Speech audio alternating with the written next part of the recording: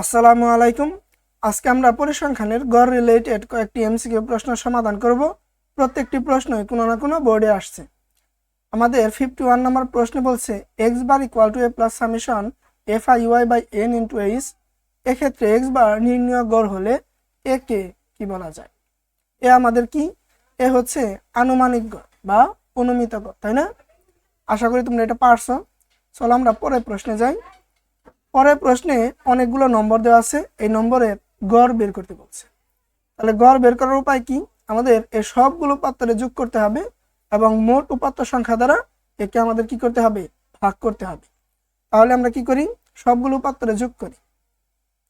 35 plus 40 plus 42 plus 50 plus 56 plus 42 plus 50 plus 64 plus 42 plus 35 plus 40।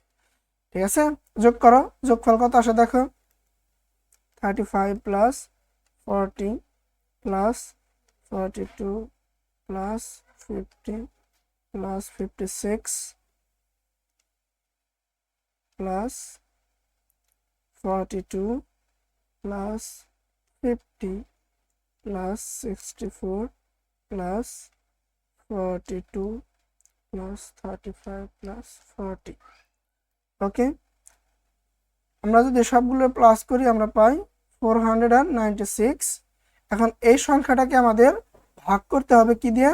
এখানকে যতগুলো আমরা উপাত্ত পাইছি, আমরা উপাত্ত পাইছি কয়টা? 1টা 2টা 3টা 4টা 5টা 6টা 7টা 8টা 9টা 10টা 11টা। তাহলে 11 দ্বারা এটার ভাগ করো।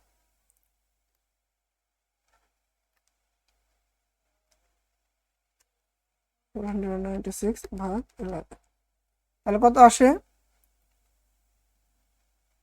09090 ডট ডট ডট ডট।